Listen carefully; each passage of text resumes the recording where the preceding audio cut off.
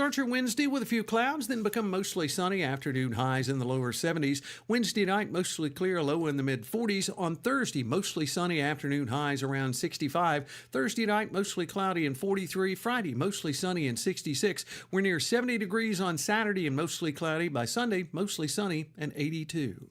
From BlueRidgeLife.com, I'm forecaster Tommy Stafford. Now, back to Joe Thomas in the morning.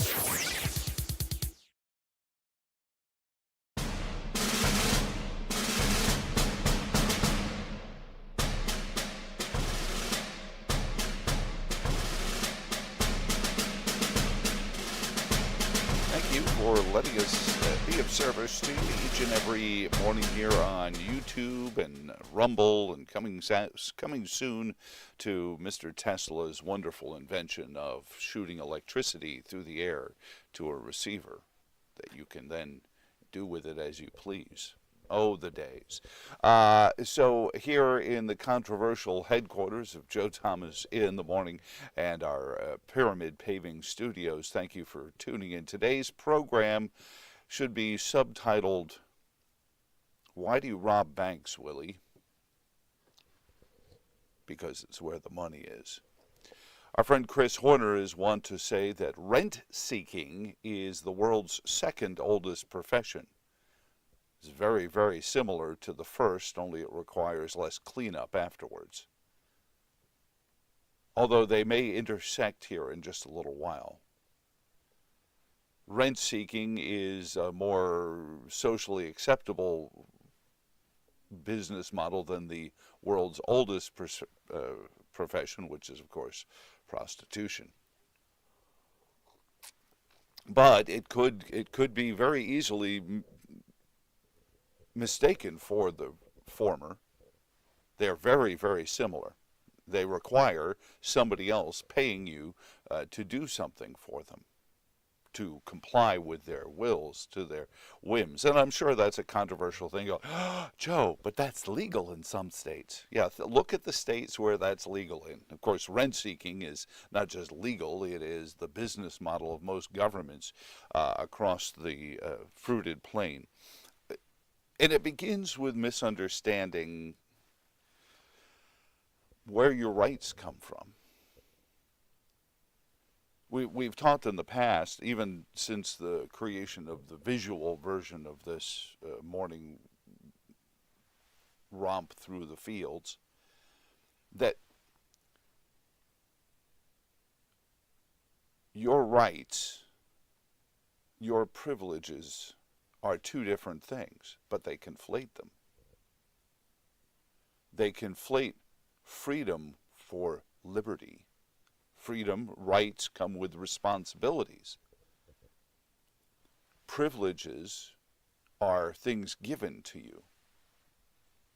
And the American authoritarian of both political parties wants you to sell your rights, trade your rights, much as any rent seeker will, for privileges. And we've said this in the past, the American left has discovered that freedom is an important word to an American voter. And understand, this is really all about who's going to show up and cast a ballot for someone, because then once you're in the office, you can start handing out the money as you see fit. And we've got plenty of stories of that this morning.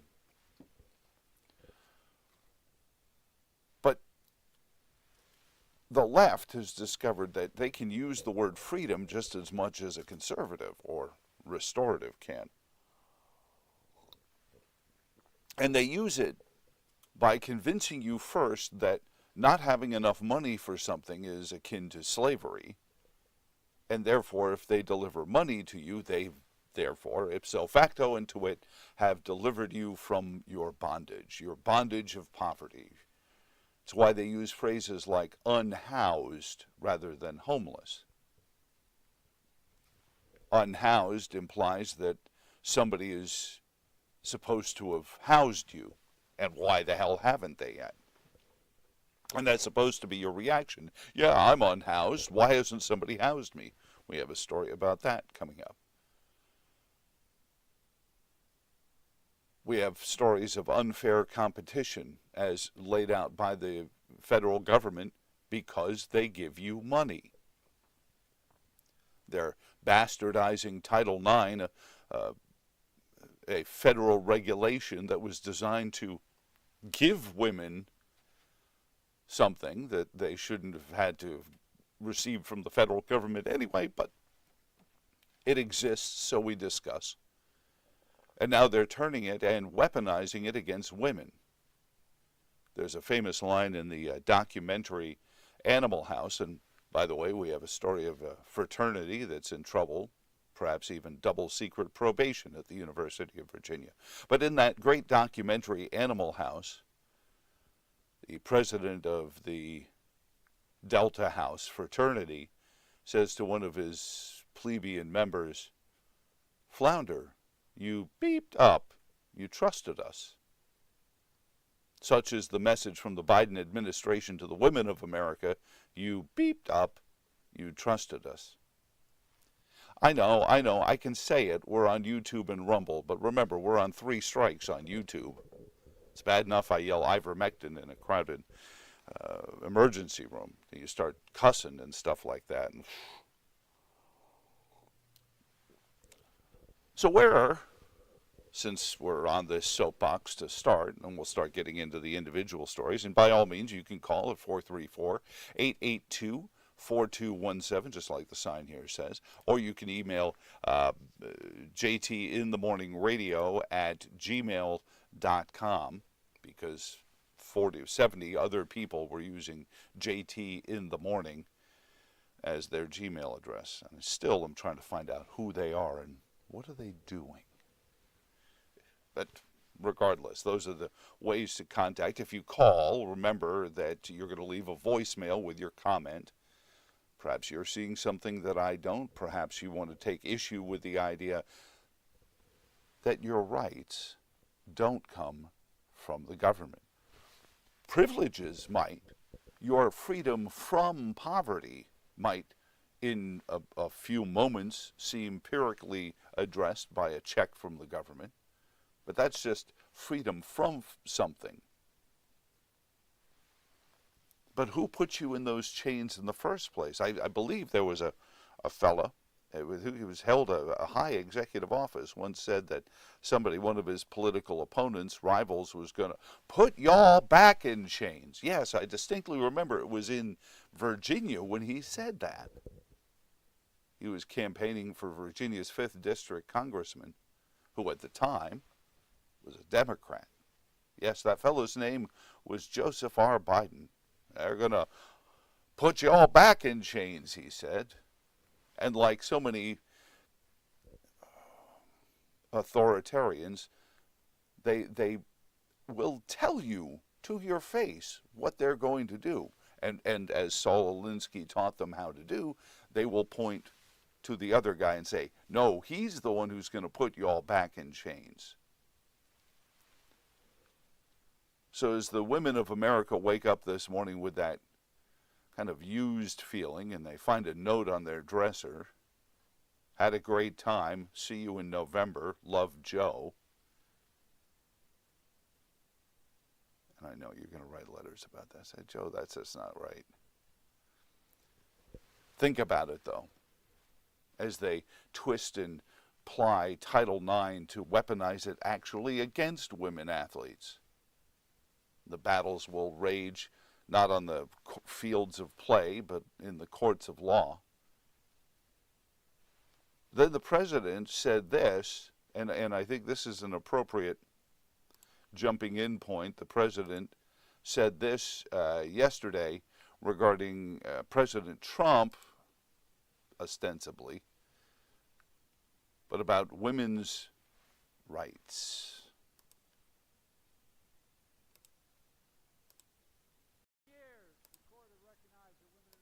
Fundamental constitutional right. Hey, can we go back to the beginning of that? Because his first little bit there is now very in important. America today, 50 years, the court had recognized that women in America had a fundamental constitutional right, and then Trump took it away by the deal he made. Now in America today, in 2024, women have fewer rights than their mothers and their grandmothers had because of Donald Trump. Look, I don't think we're going to let them get away with it, do you? No! And folks, In a sense, I don't know why we're surprised by Trump. How many times does he have to prove we can't be trusted? How many times do we have to prove we can't be trusted? Like I said, especially President Biden, and I should be careful, this is my wife's birthday, and she is particularly bothered when I use that correlation of words. But how many times does Mr. Biden have to admit what they're doing and have everyone, that clip was from Fox, but it's in the UK Daily Mail, the Australian papers, everyone's talking about the gaffe.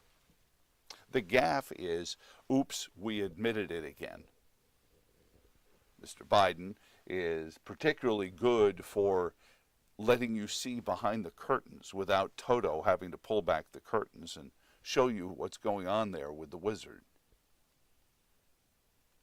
Why can't they be trusted? Because they're a massive people. They're a bureau. They are a bureaucracy. Individuals can be trusted. This is why our society is based on individual connections, and that the further and further our governing has been taken away from the citizens, the less and less the individual's right to connect with one another and let that be all that matters has gone away. The authoritarian state has grown because little by little they realized, ooh, if we send them some money, then we can tell them what to do. Go back to my opening point about the world's two oldest professions, rent-seeking and a much more, to be fair, much more above-board way of doing it, which is, I'll have sex with you, you give me money. This is, I'll comply with your government regulations if you give me money. I think the world's oldest profession is a much more direct mano-a-mano economy. I know many people, did he just say the president is our pimp? If the four-letter word fits, okay, who's to argue with you? But where do your rights come from? Your privileges seem to come from the government.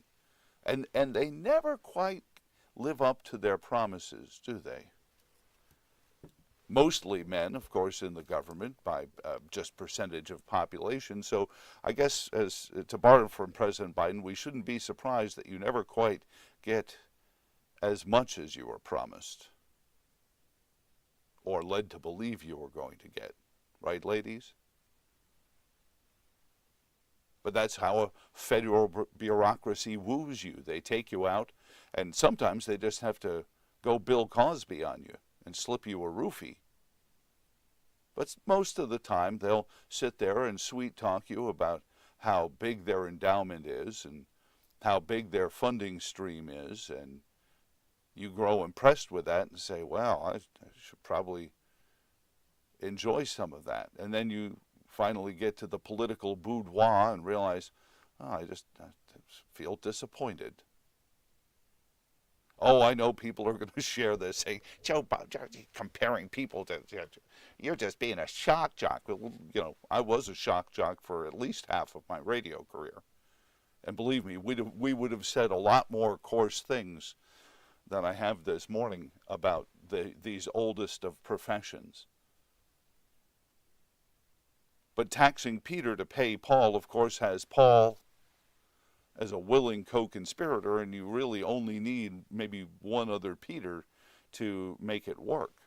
And if you start telling Peter that we'll just tax their grandkids for the money we'll give them both, well, now you've got a 100% mandate from the masses to send the money. But as we head to break, where do your rights come from? Do they come from the government, like Joe Biden said, or somewhere else?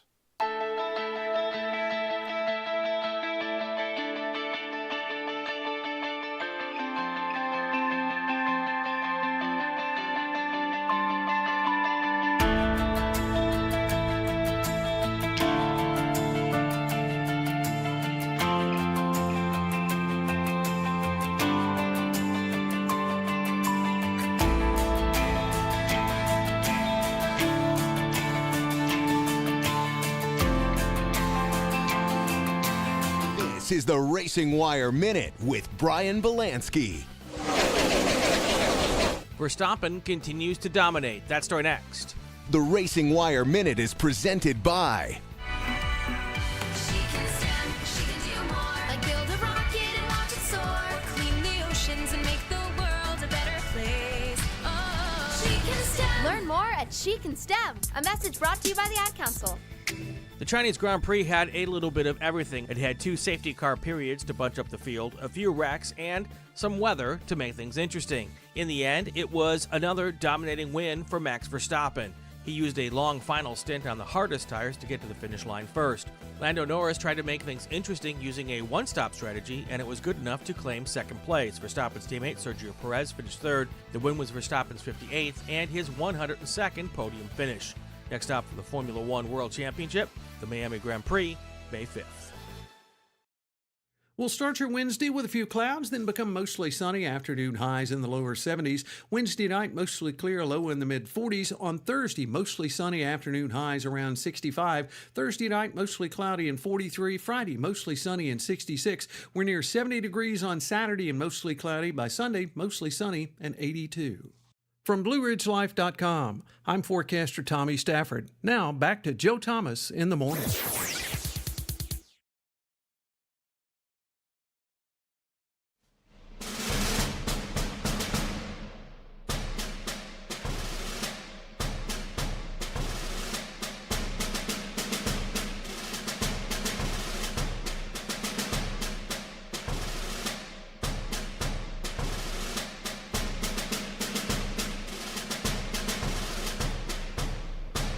Joe Thomas in the morning, and thank you for joining in. 434-882-4217 is the phone number. Emails come into joe@wchv.com. Can we go back to the gaffe? For years, the court had recognized that women in America had a fundamental constitutional right, and then Trump took it away by the deal he made. Of course, no specifics in the deal he's speaking of. So what is he speaking of? As we went to break, I mentioned that the presumption is your rights come from guys like President Biden. No. Your rights come from the same place that a Russian's rights come from, that Guatemalans' rights come from, that Iranians' rights come from, whether they realize it or not. They are endowed by their creator with certain unalienable rights. Perhaps one of the most important phrases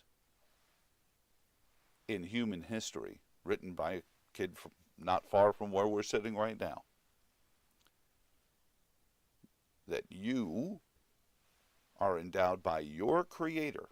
There was a very controversial word during the writing of the Declaration of Independence, because the presumption was that Jefferson meant to write the creator. And in the debate over the misspeaking, the gaffe, Jefferson made very clear, no, he intended to write their creator, to make it the individual's pursuit for holiness and righteousness. That there were already many people of many faiths living in the United States, so to consider that the reader of the Declaration of Independence might have a different faith or go to a different church than John Adams or Ben Franklin or Thomas Jefferson. By the way, has anyone watched any of this Franklin? I don't pay for a lot of these subscription services, so I just keep seeing the promos for it, and it's like, well, he played the American president, now he's just decided to play Ben, and I'm just curious to how much fabric they're using to connect, and how modern-esque it may look. If any of you have watched, email jtinthemorningradio@gmail.com or call and say so. But Jefferson's presumption was that everyone was going to go to a different church, could be going to a different church, and that should be okay. And that should be in the consideration of this new nation, is that we were all from somewhere else. If the word there isn't in the Declaration of Independence, it's perhaps even worse than the lost usurpation, which South Carolina didn't like He hath waged cruel war against human nature itself.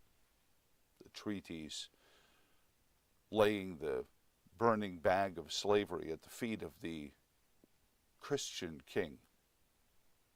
This opprobrium of horrors, as Jefferson called it. But whenever the government works under the presumption that they're going to do for you, what they really mean is they're going to take away from you. Now we have a bunch of stories on to that phrase. But first, the right that Joe Biden was talking about is the right to be told by a man that it's your job to end the pregnancy that he helped create because he doesn't want to take up the responsibility of fatherhood. And because there's a pleasurable aspect, mostly pleasurable aspect, of Congress, as the Kama Sutra calls it, I think there's an appropriate irony in the fact that the Kama Sutra refers to sexual dalliances getting screwed by the word Congress. But besides that, the right the president is talking about is the right to be told by a man that he's not going to help raise the child that you created, so take care of it. That's the right he's talking about. So let's move off of that campaign platitude, and you can certainly join in at 434-882-4217 or jtinthemorningradio@gmail.com. Let's go to Title IX. So Title IX is in the news because the president is rewriting Title IX and is telling schools that if you don't allow men who dress like women to participate in women's sports, they'll withhold, wait for it, federal funding. I said, world's oldest profession, engaging in Congress for money. World's second oldest profession, going to Congress for money. I like that line. Can we hold on to that one? That was a good one. I mean, co-author credit to Chris Horner, who always refers to rent-seeking as the world's second oldest profession. New rule from President Biden's administration will block blanket policies aimed at keeping transgender students from using school bathrooms that align with their gender identity. This could conflict with laws in Republican-controlled states. This is using Title IX, which, again, Title IX was written and passed and trumpeted as a way to protect women, to make sure that women had an equal shot, especially in collegiate athletics. We'll get there. Everybody will get into the pool in a moment. Is now being weaponized against women who just want to be left alone.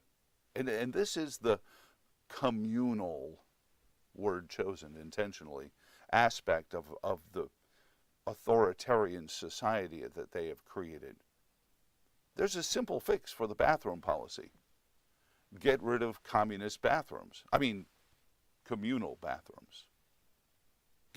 I know that communal bathrooms go back as far as ancient Rome.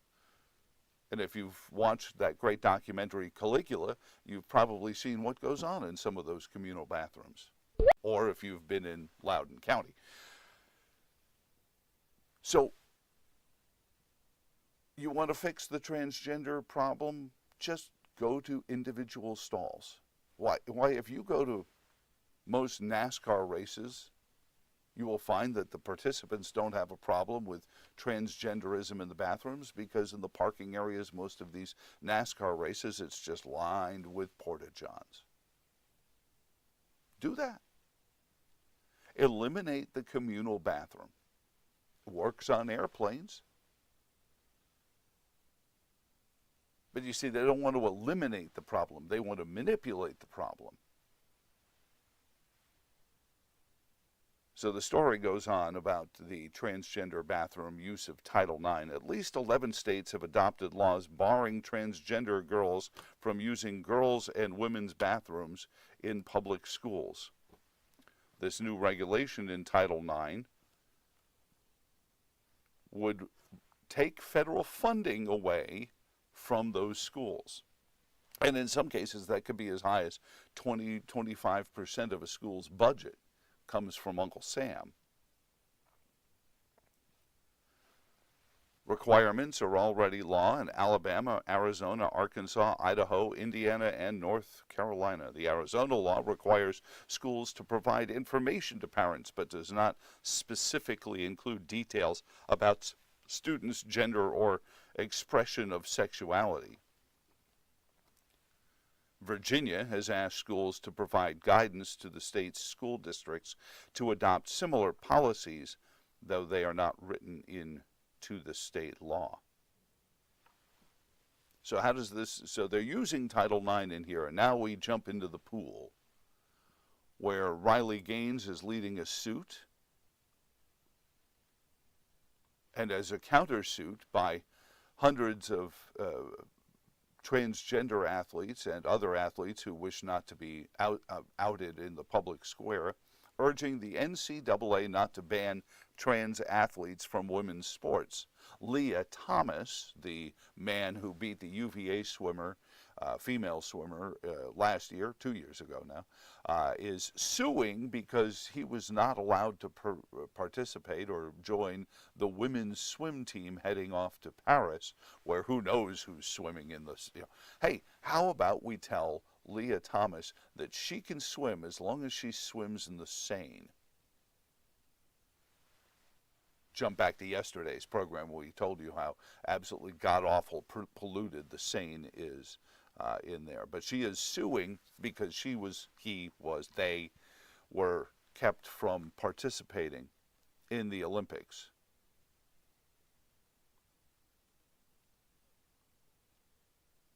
Meanwhile, as I said, Riley Gaines is leading a countersuit against the transgender policies being whipped up and mismanaged under Title IX, and again, weaponized against the very people you beeped up, you trusted us.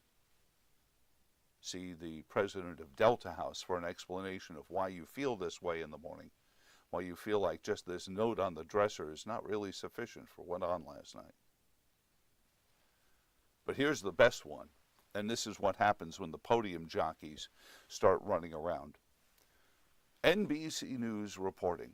Hundreds of athletes urge the NCAA not to ban trans athletes, from women's sports. A group of more than, do the arithmetic with me here, a group of more than 400 current and former Olympic professional and collegiate athletes, more than 400 means 405, 406, and over 300 academics, always good when the academics join in, and roughly 100 advocacy groups, which means like 75, have banded together. Do the arithmetic. That's about 800 people. And how many people live in the United States? But these 800 people, they want to make public policy for all of the rest of us.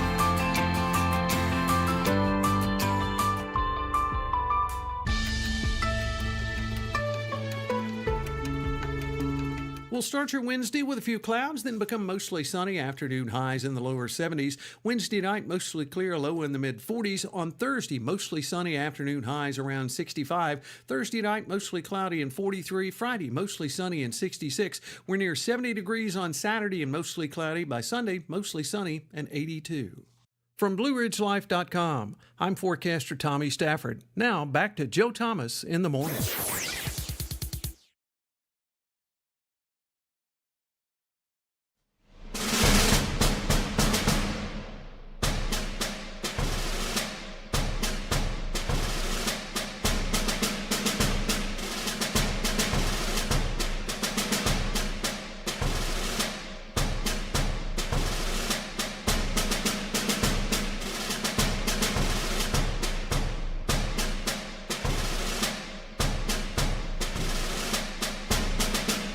Joe Thomas in the morning. Thank you for tuning in, Rumble and YouTube. And I've just noticed more people on Rumble than YouTube. So if you want to, I don't know if it hurts the bandwidth or not. It seems like it all is fairly equitable. You can call in, join in, leave. And this is how it's working right now because we still don't have the live connection with the phone. So if you have a comment on anything we just were into, call 434-882-4217. Leave a message and we'll play your comment or question coming up. Or you can just email jtinthemorningradio@gmail.com. Joining us now is somebody who has unearthed just some very, very disquieting things, but not all that entirely surprising.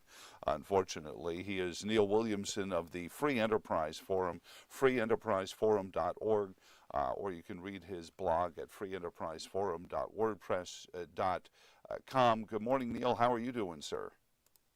Doing great, Joe. Good to be with you. So Albemarle Futures, and this is this whole program seems to have laid out into the "we're from the government, we're here to help," or Willie, why do you rob banks? File folder, it seems like today. Your piece that just published yesterday, Albemarle's dubious defense development double standard. Alliterative, as I appreciate it, because we always like to kind of exercise the oral cavities in the morning. But the Albemarle Futures began, just for those who are joining us in progress, with Albemarle County purchasing a huge tract of land, for my Monty Python fans, adjacent to Rivanna Station, which is where the National Ground Intelligence Agency is, right? Right. Actually, it's Rivanna Futures is the project name. And on December 15th of last year, Albemarle County closed on 462 acres of property surrounding Rivanna Station, which is a military installation that actually holds three missions, including the National Ground Intelligence Center, Defense Intelligence Agency, and the National Geospatial Industry Agency of some sort. Mm-hmm. All of this is a sub-installation, actually, of Fort Belvoir, the way that the Defense Department does accounting. One of the challenges is that the land surrounding this installation was not controlled, and there are plenty of other localities around the nation that would love to have a impact such as to have this installation in their locality. There was rumors that St. Louis had offered 100 acres for free or something along those lines. There was a study done by the Chamber and others regarding the economic impact of the defense industries on Greene, Albemarle, and Charlottesville, and it's a $1.3 billion impact. And about half of that is from Rivanna Station. Mm-hmm. So it is a very important economic development defensive move to control the land surrounding the installation, and that was accomplished last year. So let me follow up first on this, because I've talked to people high up at the Rivanna Station, and there had been, outside of people saying, ooh, we'd like you to move here, there had been no discussions, as I'm told, by the Defense Department regarding moving this installation out of Fort Belvoir or their purview. This was all just, I think, as you pointed out, based on other municipalities throwing out the idea, saying, "Hey, wouldn't it be nice if?" But the question, and I remember asking you this at the time, is why did the county have to buy this land and not allow the private developer to just continue to develop it on their own? Right, and the answer to that, according to the county, was that by maintaining that control, you have a competitive advantage over other localities that may have land but don't have this buffer area control. And I agree with you. The folks that I know at Rivanna Station had not indicated there was any impending action to move that station. But as one who has been around a few times, I know you know the Base Relocation and Consolidation, the BRAC committee, is one that acts independently in Congress, and having a competitive advantage does help your case. So, to that competitive advantage, I think your column published yesterday points to it's good to be the king. where the county, who has to approve different developments for different reasons, different control mechanisms, has apparently waived a lot of those restrictions for anything that they might want to do at Rivanna Station. Explain what you found, Neil. Sure. The answer is that the county is fast tracking this in a manner in which they have never done in my 22 years covering Central Virginia. We took a quick glance and this was last Wednesday's meeting. There happened to be 2 rezonings as a part of the meeting in the evening. We compared those 2 rezonings and the timing to what Rivanna Station is doing. And one of the rezonings had taken 11 months to get to the Board of Supervisors for final public hearing. The other had taken 10 months. And right now, according to the schedule, Rivanna Futures will take less than 90 days. That's stunning. I mean, it isn't even like within the margin of error.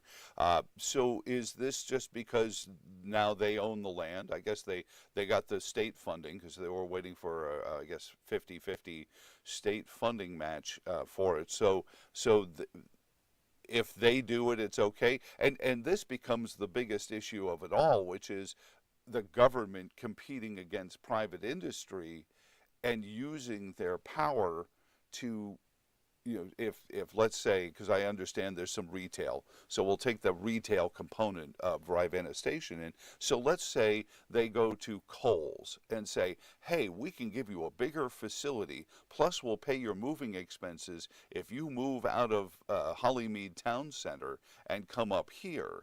And we'll guarantee you closer access to so many houses and blah, blah, blah, blah, blah. But they could compete unfairly against a shopping center that might have retail in it because they have this ability to rubber stamp and fast track this stuff and then some. Conceptually, that could happen. And the other concern is that if Albemarle County wants to approve rezonings in 90 days, I'm all for it. Let's do it. That would let us free the private sector as well, because it's proven that it can be done. Right. So all I'm saying is, if you're going to do it for Albemarle County, Rivanna Futures application, do it for everyone. Right. Fair is fair. What has the response been from the supervisors that you've talked to regarding this? Because it seems like, there's the governing side of the county, which is the professional staff, the full-time staff, and the folks who put these programs together, and the elected officials. Tell me what you've heard, in between those folks.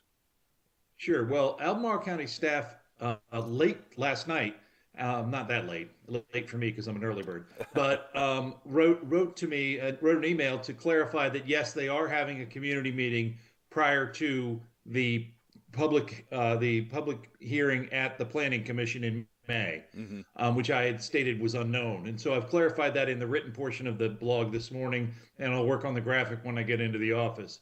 The other thing they wanted to let me know is that there will be at least one proffer associated with this. I firmly believe there would be a litany of proffers if this was a private developer, and I also firmly believe the timing would not be the same. So I think there is a double standard, and I have not heard from the supervisors. It's interesting, the night of that meeting on that Wednesday night last week, at a rezoning stage, a supervisor actually asked an applicant. Now remember, rezoning is long before you do site plan. It's very early in the process. Right. Ask the applicant, what kind of dogs are you going to allow in your apartment building and in your dog park? That level of detail is frankly ridiculous. And I now look at what they're receiving for Rivanna Futures in a concept plan, and this is the kind of thing that literally developers were using in the 90s called bubble maps. And that's fine. If you're going to accept a bubble map which says, oh, we're going to do this kind of right here, that is acceptable. Well, then let's do that. We can save hundreds of thousands of dollars annually by not hiring all the engineering to deal with all of the issues that are coming up that should come up at site plan that now come up at rezoning.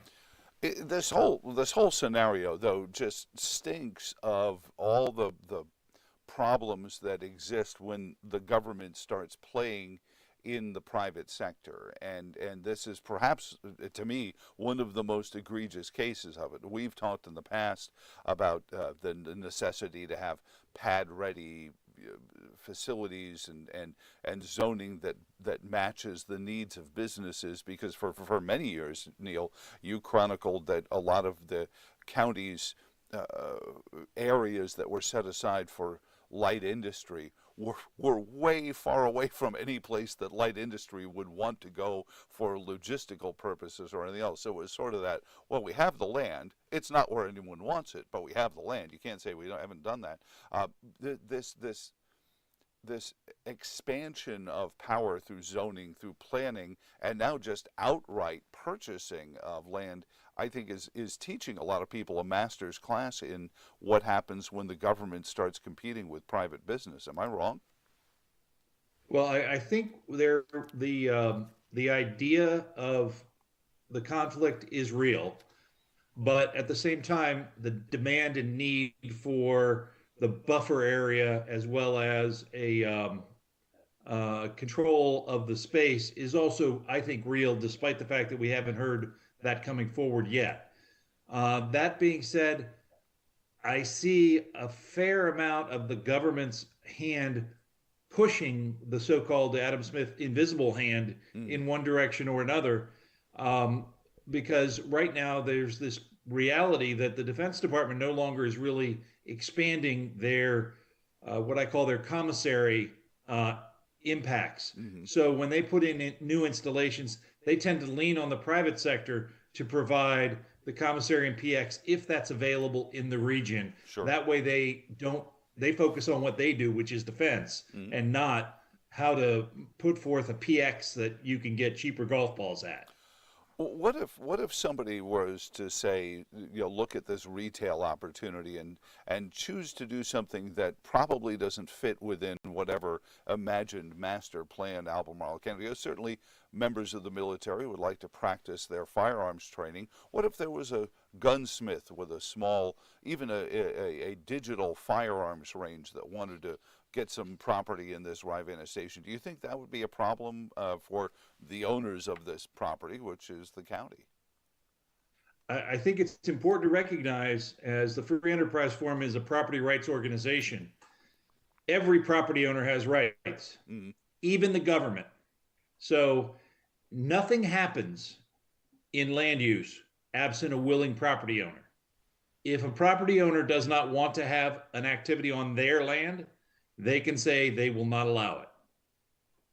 So have they gotten to the point of, I know that there was some discussion about building a high school on some of this property, which I think was in a little way a subtext to it, because they had been looking for some time for a place to build a northern feeder high school in Albemarle County, Neil. But what are the other, there's going to be residential, there's going to be retail.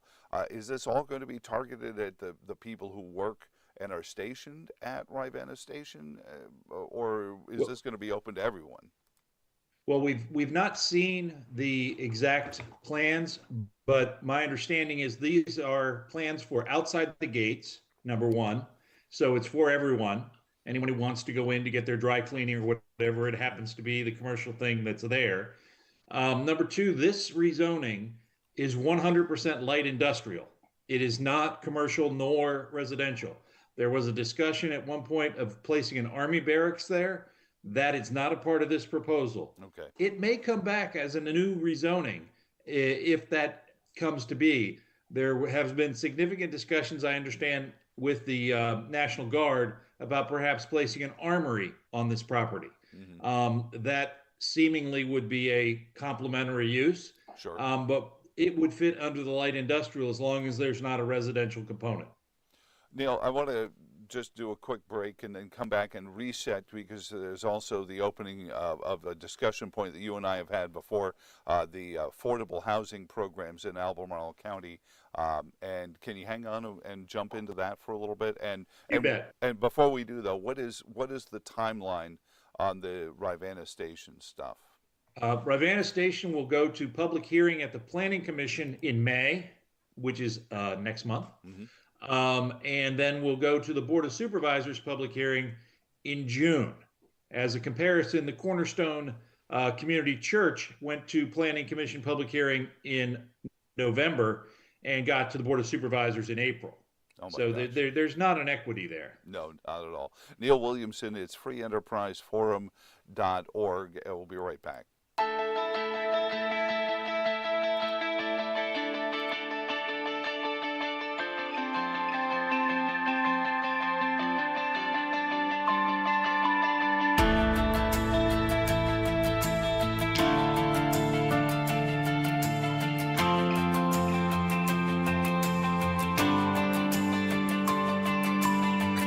We'll start your Wednesday with a few clouds, then become mostly sunny. Afternoon highs in the lower 70s. Wednesday night, mostly clear, low in the mid 40s. On Thursday, mostly sunny. Afternoon highs around 65. Thursday night, mostly cloudy and 43. Friday, mostly sunny and 66. We're near 70 degrees on Saturday and mostly cloudy. By Sunday, mostly sunny and 82. From BlueRidgeLife.com, I'm forecaster Tommy Stafford. Now back to Joe Thomas in the morning.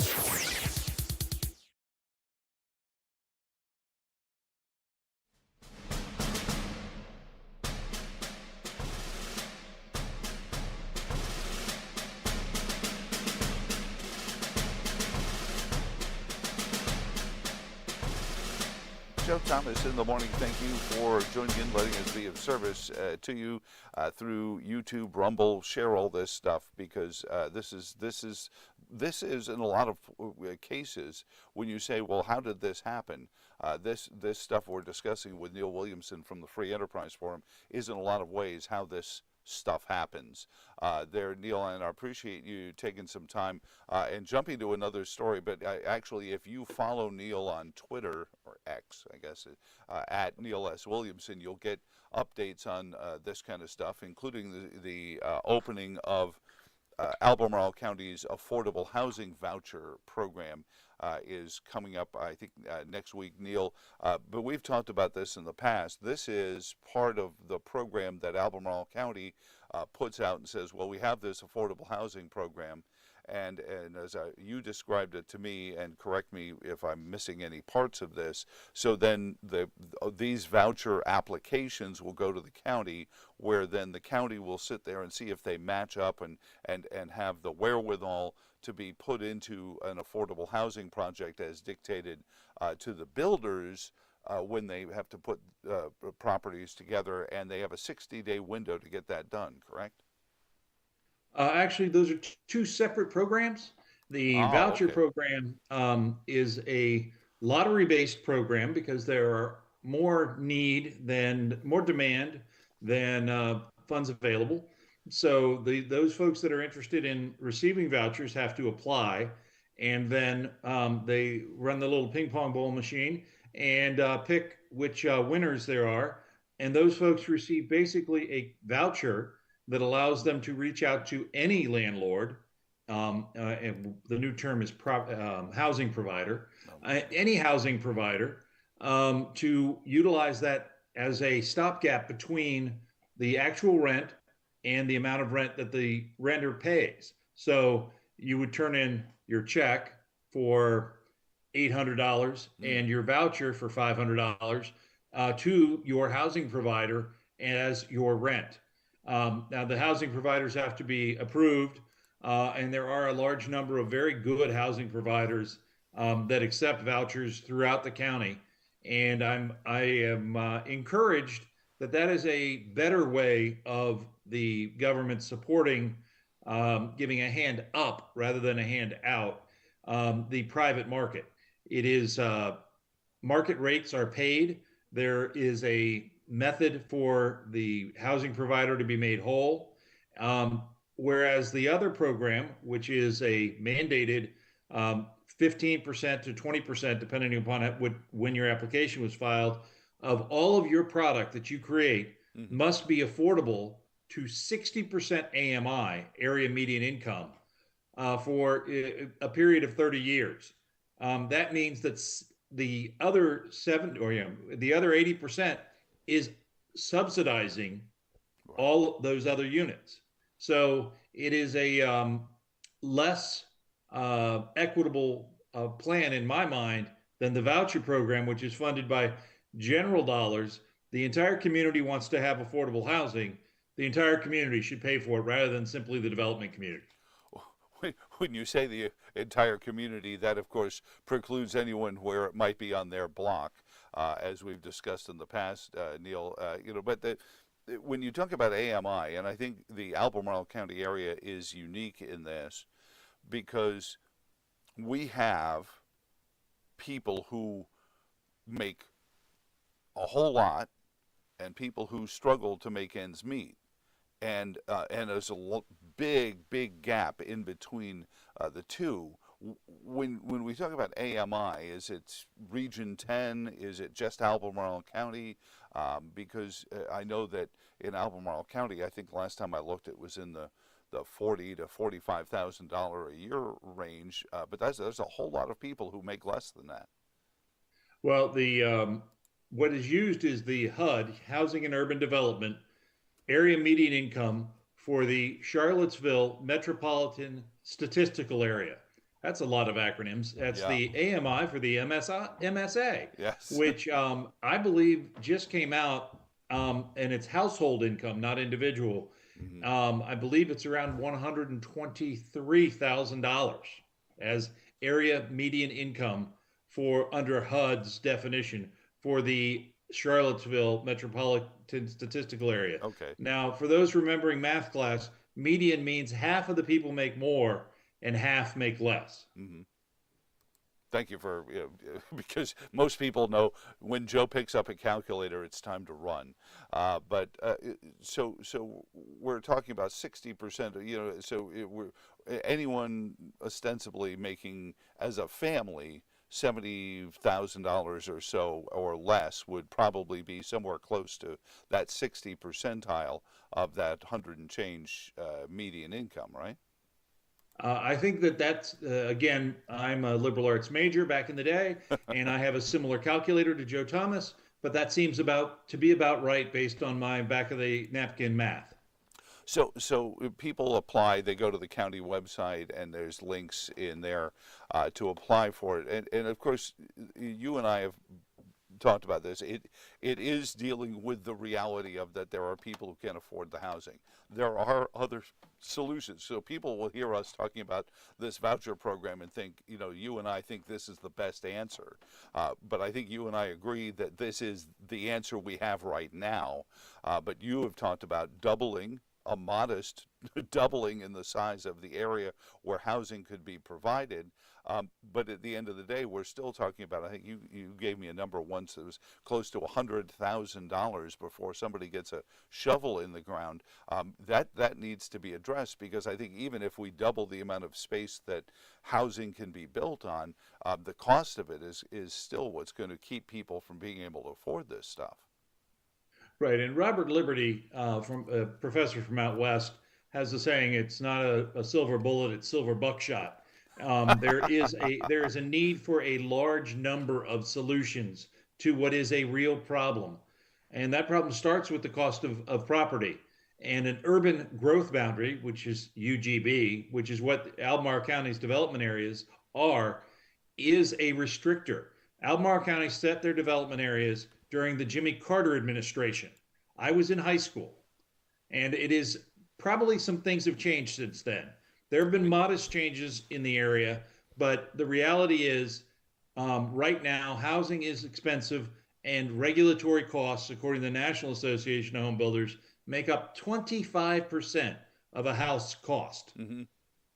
It's an enormous hit, but if you can reduce that, which the government can do, they can bring down those housing opportunities. Is there also a portion, because we're so much of this becomes house ownership, but creating rental opportunities to look at the building that our radio station that we've just purchased is in and has been in since 1942 has 7 apartments above it in downtown Stanton, Virginia. 6 of them are 1-bedroom, and then there's a 2-bedroom. They look relatively nice. The landlord says he's a bad businessman, but a good landlord because he hasn't really raised anyone's rent because they're paying the nut. Seems like a good human being for that there, but I'm sure Stanton's taxes and things like that can put a lot of pressure on a property owner to say to somebody who's living in a 1-bedroom apartment, I got to have more for this. But that's part of this equation too, isn't it, Neil? It is, and there are things working. The Free Enterprise Forum has been advocating for the ability by right to convert office into housing. Mm-hmm. And that would really help in the current market, in this virtual world we live in. Office space has become kind of superfluous. Mm-hmm. And so we have what I consider Class B and C office space that needs reinvestment. If that reinvestment was done differently and was created into residential, that could create affordable housing opportunities within the region. Right, because it's there, it's empty, and it's not helping anyone at this point, including the landlords there. Neil, I appreciate it as always. What are you working on next before we have to let you go? Well, I'm examining a number of things. Today we'll be visiting with the State of the Chamber. The Chamber of Commerce is in a reimagination stage, and we'll be getting an update on that, as well as all the normal local government opportunities, all those meetings that I go to so you don't have to. Seats available. That's Neil's favorite hashtag, seats available, and I always appreciate your reports from the Edge on those, and I'm glad that they're all back in person because I know there was some attempts being made to take those and keep them virtual. One of those things that unfortunately might be a byproduct of the COVID lockdowns, but you mentioned the office space being superfluous, and perhaps the housing would be a better use of it. I think some of these spots are a great opportunity to do that because they're right on transit lines, they're right on main roads anyway, as an office space would be. So hopefully, you have success with it, and I will help you, give you voice to that as well, Neil. And I appreciate it, sir. You have a great morning. Thank you, Joe. Have a great day. Neil Williamson of the Free Enterprise Forum, freeenterpriseforum.org is where he is, and as always, follow him on Twitter at neilswilliamson.com, and you get the heads up on all of this stuff. And I should have mentioned this, gosh, and I meant to. And is Neil still on the line? Yes, he is. Neil, I wanted to take a second here.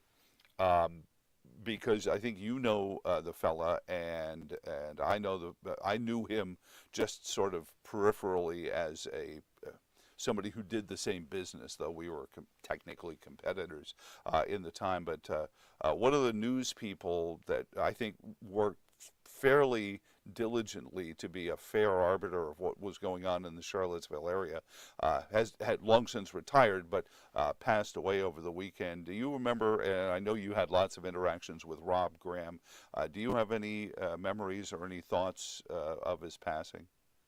I do. Rob Graham was not a personal friend, but a professional friend, and often would call me as blog posts would come up, etc.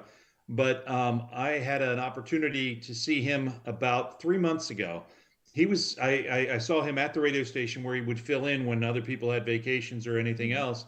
And I told him point blank at the time, and it was the last thing I said to him, which was, "You're the worst retired person I know." Yeah, Because he loved the business and he had passion for being objective. And quite honestly, he is a hero to me in media.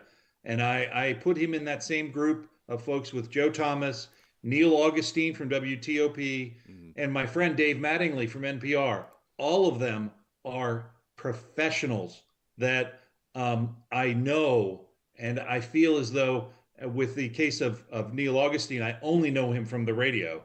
Dave and I went to school together, but Rob Graham was a passionate newsman, and he tried to get out of the news business for a couple of years and found himself miserable, and went back to the horrible hours and tense work that is news gathering. So our thoughts are with Rob's family at this time. He will be missed by this community. And as you said, I only knew him professionally as somebody who technically worked. I'm allowed to say I worked in radio? Okay, all right. Worked for a competing radio station to mine, but I know he was dear friends with my news director at the time, as well as just people who, understood what it was to go out and get a story and then serve the listener with that story so that the listener could make up their mind. And folks like that are growing fewer and farther between. So I knew you knew him somewhat and had worked with him certainly at the Free Enterprise Forum, and I wanted to get your thoughts on that as well. Neil, thank you for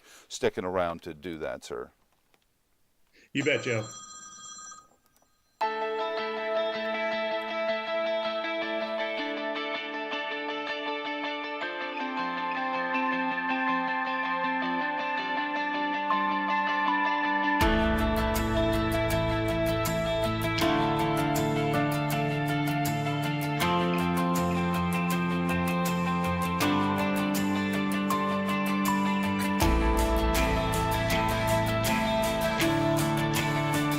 We'll start your Wednesday with a few clouds, then become mostly sunny. Afternoon highs in the lower 70s. Wednesday night, mostly clear, low in the mid 40s. On Thursday, mostly sunny. Afternoon highs around 65. Thursday night, mostly cloudy and 43. Friday, mostly sunny and 66. We're near 70 degrees on Saturday and mostly cloudy. By Sunday, mostly sunny and 82.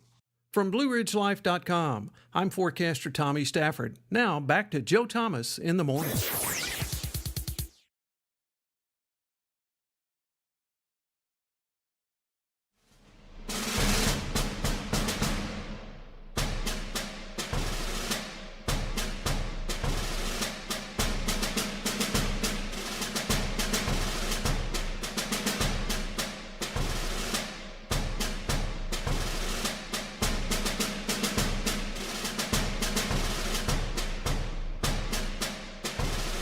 Joe Thomas in the morning, so you can jump in with us at 434-882-4217, and you can also email to us at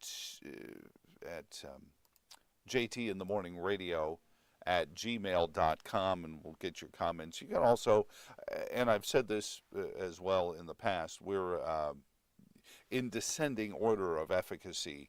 If you comment on Facebook, you can do that. One of the upsides is YouTube has a chat option, and frequently in our production suite, we do see your posts on YouTube as well. Not to, it's like my kids. You say, which one is your favorite? Do you like? Well, YouTube is this close to. I'm already on strike 3 with YouTube, so I could say they're perfectly fine, and I've been using them for years, but this close to being kicked off, for their violations of standards and ho-ha. And Rumble certainly seems to have tons and tons of people, 200 people a day. I don't know if that's a lot. Then go back and watch the show later on. I feel like Star Trek in a lot of ways. My reruns are actually more popular than my live airings. I want the third alternative.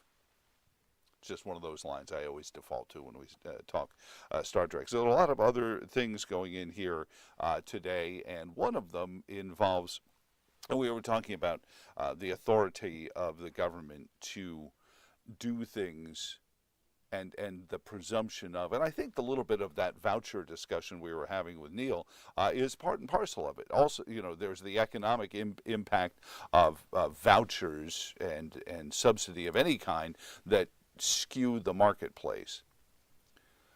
But there has to be incentive for somebody to build SRO apartments, that one bedroom. And we've seen time and time again where people have said, hey, I want to build an apartment like what we were describing at our new home base in Stanton. It's a big historic building, I guess, built in the 30s out of the bricks reclaimed from a church that had been the victim of a fire, and they said, well, we want to save the church, and they wanted to build this office space, this retail space, and we're in a storefront. I mean, you want to talk about wiki old school. We're a radio station in a storefront, because as you're watching right now, so many of you are watching somebody do radio is apparently, kind of neat still, even to this day. So when the government says we're going to do something for you, well, some of it has to be convincing you that they have the position to do it.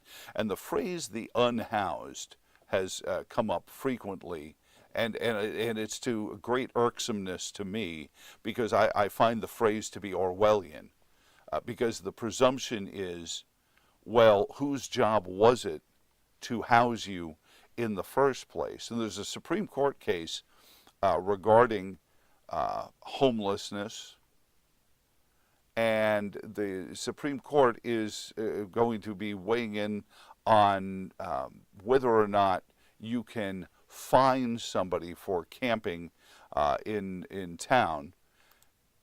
It's based on a case out of Grants Pass, Oregon. We should get Lars to do a piece with us about this. It's his neck of the woods, Lars Larson, a dear friend of ours. Grants Pass, Oregon, was sued when the city passed a law in 2018 which banned camping by homeless people in the town. The law fines somebody $300 for sleeping outside when shelter or beds are available. Repeat offenders can get up to 30 days in jail for this. And the court is looking into upholding this decision, which did rule that it is not allowed. So right now, in front of the case, in front of the court is a ruling in a lower court that said the fines are not allowed. But one of the Charlottesville city councilors weighed in on this and said, if the court rules that you can ban this kind of thing, he wants to use city money to build a permanent housing shelter. Banned camping by homeless people in that town. The law fines people nearly $300 for sleeping outside when shelters and beds are available. Repeat offenders can also be sent to jail for 30 days. Payne says that since he has been on council, there's been no similar law here in Charlottesville. If the court were to uphold the previous decisions that did rule that is not allowed, I think it would just put even more urgency for the city to build a year-round permanent homeless shelter. Year-round permanent homeless shelter built by the city. Again, then what becomes... And the problem with these is that we've tried all this before. We've tried these programs before, and they don't work, and they create crime, they create violence, they create all sorts of unforeseen activities. And it's not that I'm insensitive to people who don't have a place to stay, but there are ways to fix this that I think, again, we're ignoring, because it's easier to just say the city is going to build a homeless shelter. And I understand the Salvation Army is building a massive new homeless facility, transitional facility in the city of Charlottesville. The problem with that is that there are these little things that you have to do, like stay clean, if you're going to stay in the company of the Salvation Army. And they're under target as well, because there's monies that they receive that there are people in the unhoused community saying, well, you should restrict their money because you can't make me pray. You can't tell me I have to go to some church service and just, or I have to stop drinking or doing my drugs. That's my rights. Homelessness, and I've said this before, is similar, akin in my mind, in the body societal to what cancer is in the human body. And I say this not because the fact that being homeless is a cancer, but in the fact that it is started in so many different ways.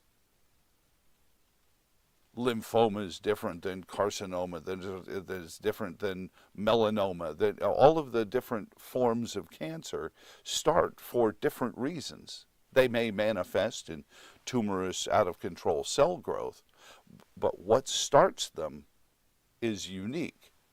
So what starts somebody on their path to homelessness, unhousedness, is completely different. So to act like there is one government answer to it is first a fool's errand, and generally those fools are easily found because they're standing behind a lectern. They're standing with some sort of logo, the municipal government of wherever, and they're standing behind the lectern saying, we've got a plan, and this plan behind me here is going to fix the unhoused issues in our city. And it doesn't, but what it does is it makes everyone go away and say City Councilor Payne or radio host Joe Thomas or whoever, they must have fixed it. And there's a wonderful literary term that was coined by Douglas Adams. He calls it, he created this product in order to conceal the existence of an alien spaceship. And the alien spaceship had landed on Earth, and it was way too expensive, as Douglas Adams writes, way too expensive to build an actual invisibility field. However, scientists had discovered that it was much easier just to convince people that what they saw was someone else's problem. So much less expensive, you just installed a somebody else's problem field onto your spaceship, and then you could fly around and everyone would see you, but when they saw you, they just presume somebody else is dealing with this. That's our housing issue. That's our homelessness issue, is we've just, we stand behind a lectern once every couple of months when we need to score some cheap points, and we stand there and say, we are going to fix homelessness, and everyone claps for us, and we walk away. So when they see the human excrement on the streets of your city, and this is happening in Charlottesville just as much as it's happening in San Francisco. I haven't completely vetted, but it certainly seems like Stanton isn't nearly as crippled by it as Charlottesville is currently.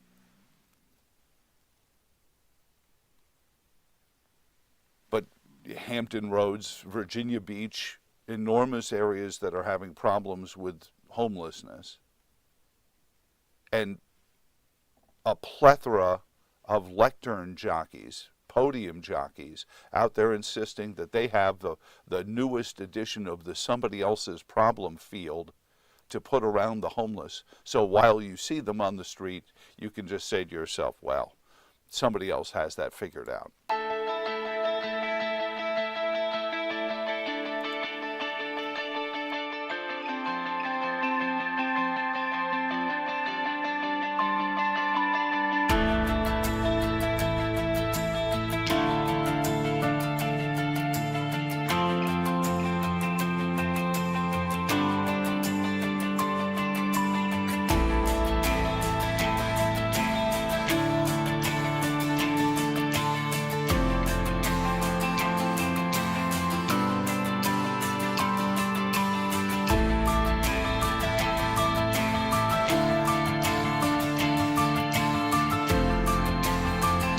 We'll start your Wednesday with a few clouds, then become mostly sunny. Afternoon highs in the lower 70s. Wednesday night, mostly clear, low in the mid 40s. On Thursday, mostly sunny. Afternoon highs around 65. Thursday night, mostly cloudy and 43. Friday, mostly sunny and 66. We're near 70 degrees on Saturday and mostly cloudy. By Sunday, mostly sunny and 82. From BlueRidgeLife.com, I'm forecaster Tommy Stafford. Now back to Joe Thomas in the morning.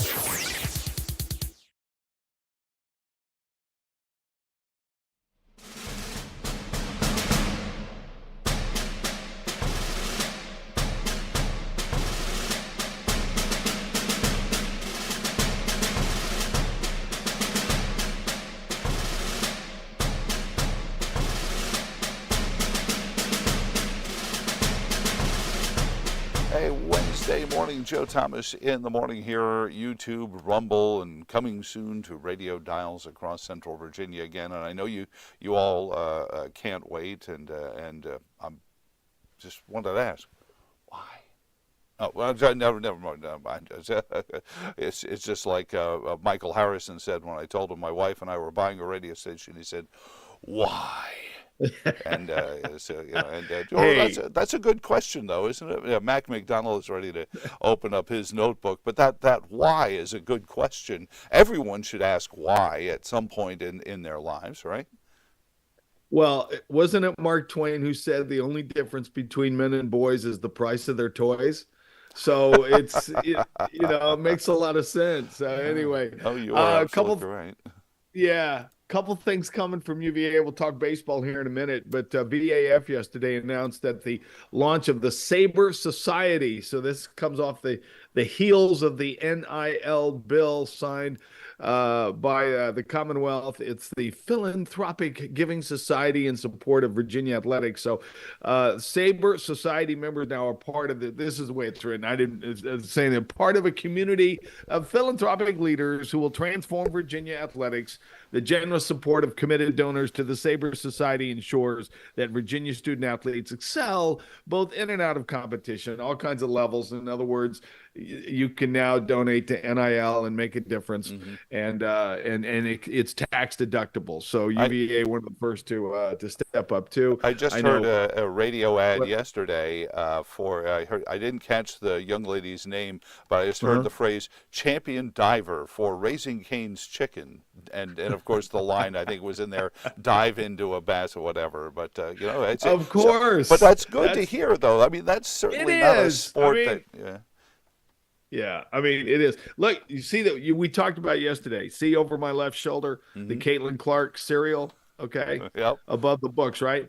On eBay, there are packages are like you can get a case on eBay. They're selling them for $350. Oh my goodness! A case of the cereal. Now, a regular box is going for $35, but you can get a case for up to $350 if you anyway. Ooh. All right, it took only 7 innings last night for the 10th ranked Cavs to win over Liberty 14-4 at the Dish. It ends the 5-game homestand. Virginia hit 5 home runs last night. Henry Ford hit his 15th, and that ties a 22-year record for first-year players, right? Mark Reynolds did it in 2002. Harrison Didowick went yard for the 16th time this season. That leads the team, and yes, it impresses the head coach and skipper, Brian O'Connor. Their power is impressive. They're running it up there pretty good, and I'll tell you, they continue to swing the bats like they're swinging.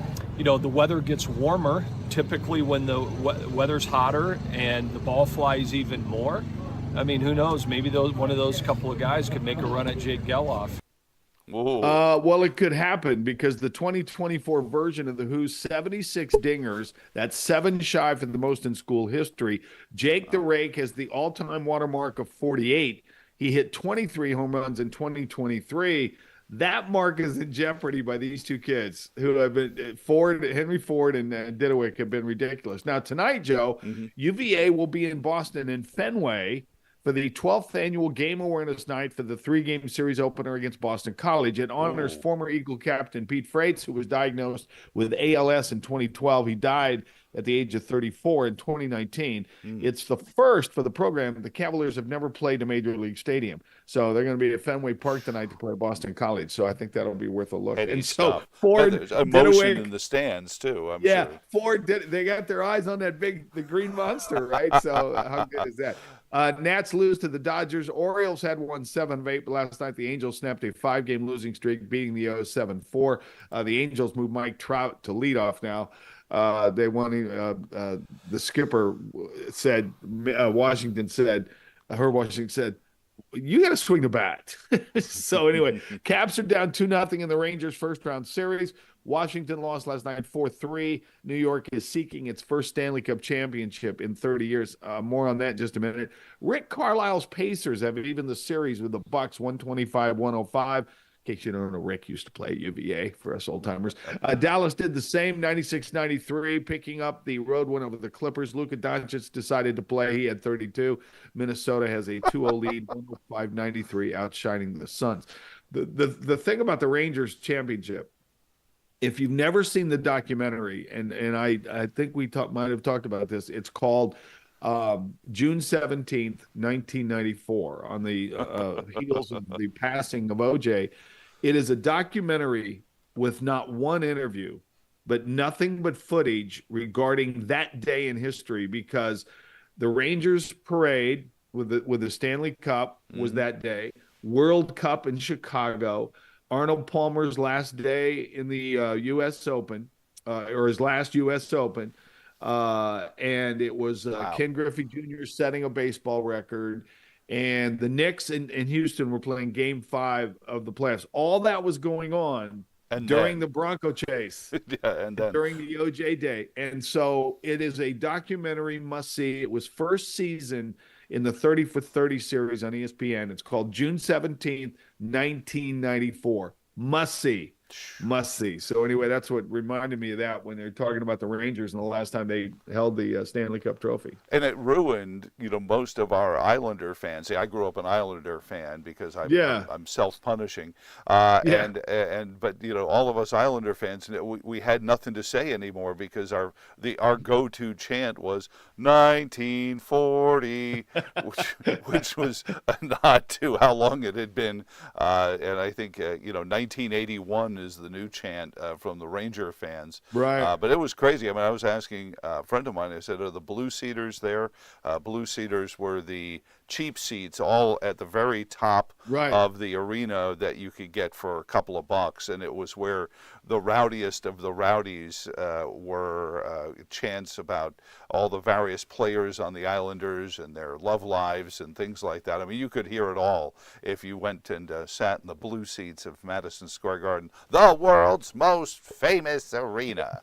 A couple of years ago, because my daughter always knew that I was just a kid, and I had the game, the rod hockey games. Oh yeah, yeah. Well, I always got the Islander players. I always ordered the Islander players. I was a big Islanders guy too. I don't know why, but always. And but anyway, it sits right here in my office, and every once in a while I get it out. It's one of those. So we went to it. My wife and I. She had never been to a Dave and Buster's. This is about 4 years ago. She had never been to a Dave and Buster's. And so we went to this arcade in Dave and Buster's, and we saw one of those hockey games. It has the dome. So in the in the arcade, it's got the big dome, whatever. So when you drop the puck, before you drop the puck down the little thing, you put in your tokens or whatever. Right. It played the Canadian national anthem and the United States national anthem. I love this game of arcade. And we're standing, people are skeet bowling and they're driving the simulators, and we're sitting there. Okay. Got to have it, though. You got to have that. It's interesting because one of the things we inherited in the radio station that we purchased is one of those hockey games. And I'm No. not sure it's in one of the offices. I'm No, not sure. you're- It's just sitting kidding. there, and nobody's moved it. Nobody. There have been people cleaning out old stuff, and there's like it's just one of those. There's just slide up How about and that? twist it. It's just like kind of foosball, only with hockey players. Oh, how about that? And you can only go to certain places. It's. Hey, I'm going to let you know a little secret. I think the Virginia Sports Hall of Fame just had their annual ceremony this past weekend, and Monica Wright, former Wahoo, Chris Long went in, Craig LePage went in, Dave Smith from Virginia Tech. A lot of people always do. Will Driscoll runs the Hall of Fame. He just sent me a note and said that they're going to have their annual fundraising golf tournament up at Stony Creek on June 13th. So, Joe, I might be making a road trip, and I'm hoping that you are settled in your new digs by then. So I'd like to come by. But anyway, I'm looking at that weekend. I'm going to try to. I'm thinking about coming up and saying hi to a couple of people and coming to the tent. They want Bud and I, and Bud doesn't play anymore. His back is shellacked. He can't play anymore. But well, be there. I mean, just shake yeah. hands, So sign- I told Will I would love to be there. So yeah, that would be fun. So let That'd me. be good. When was that again? Because I want June 13th. June 13th. Okay. So Yeah. we may still be vacuuming at that point. I don't. Well, that's okay. All those things. They don't that teach you in works. broadcasting school. Teach your kids that works. That's okay. That dust does accumulate under equipment, and you got to dust every now and then. And I will say, and I know we're waiting for the transition, and especially you, since you're going to be owner operator. As I said on Facebook, I used to work with you. Now I work for you. No. And, Technically, which you is work for exciting. my wife, who's by the way okay. her birthday Who writes today. the So check. Okay. yes. So anyway, but it's I hope I like this every morning to be able to see your smiling face. And it's just great to see you and to do this every morning. It's really a lot of fun. The video age, of course, has nailed us. So it's Well, good you stuff. all have to. I just remember we were talking just before the end. I had celebrated my 37th radio anniversary, and we were talking about full circle. 37 years ago, first radio job I had. Every hour at 10 minutes before the hour, I had to pick up my live network sports feed. And the anchor of those sports feeds was a young kid whose voice was easily at least one octave higher than it is now, Dan Patrick. Because How about that? we were part of the CNN radio network, which existed at the time. My 50, that's, I was just sitting there counting, listening to you. My 50th will be next year. Gosh, holy cow. I started when I was 22 at KMA Radio, 1975. May of 1975. I was making a cool 7,200 a year, 140 a week. Yeah, no, it's we look back and you look at the kids that you teach at the Dan Patrick School, Full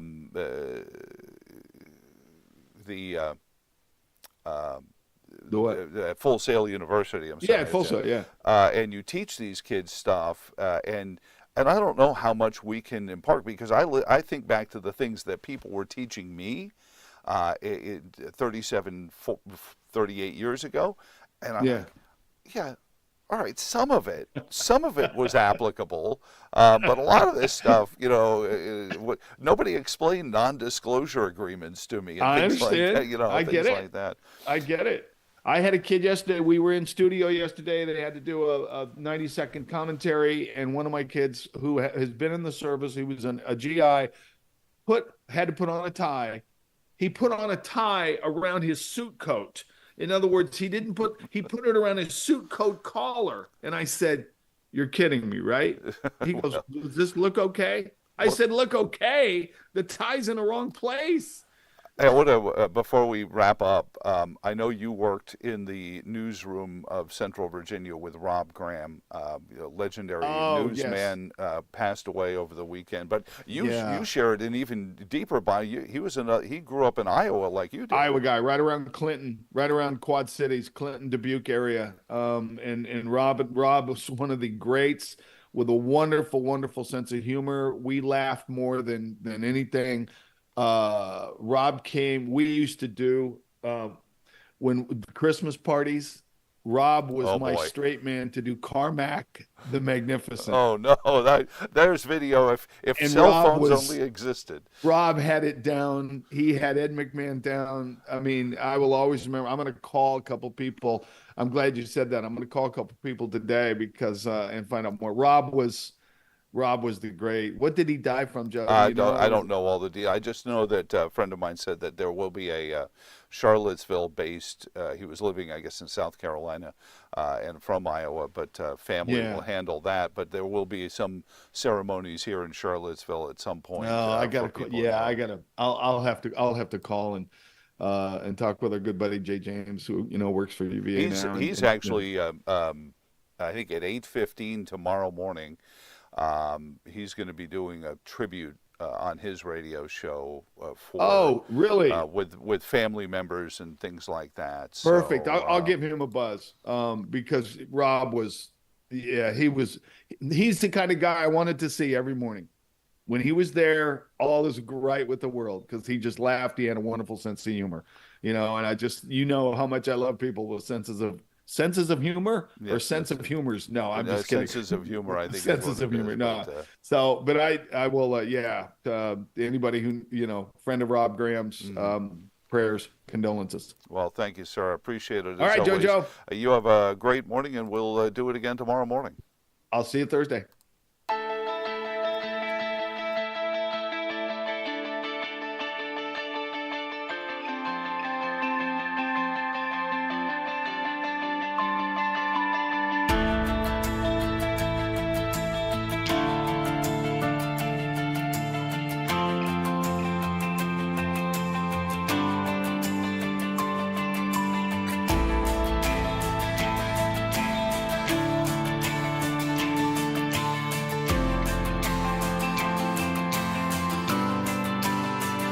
We'll start your Wednesday with a few clouds, then become mostly sunny. Afternoon highs in the lower 70s. Wednesday night, mostly clear, low in the mid 40s. On Thursday, mostly sunny. Afternoon highs around 65. Thursday night, mostly cloudy and 43. Friday, mostly sunny and 66. We're near 70 degrees on Saturday and mostly cloudy. By Sunday, mostly sunny and 82.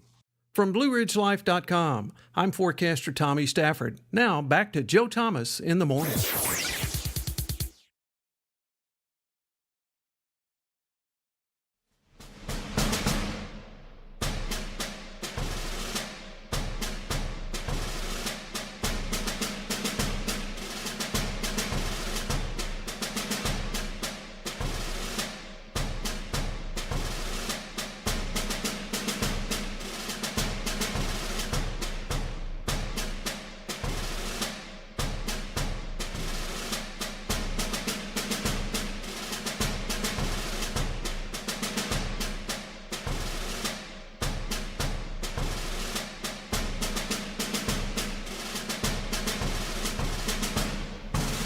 Joe Thomas in the morning here inside your smartphone app or wherever you may be receiving all of this stuff. And again, thanks to all the folks. I got this email.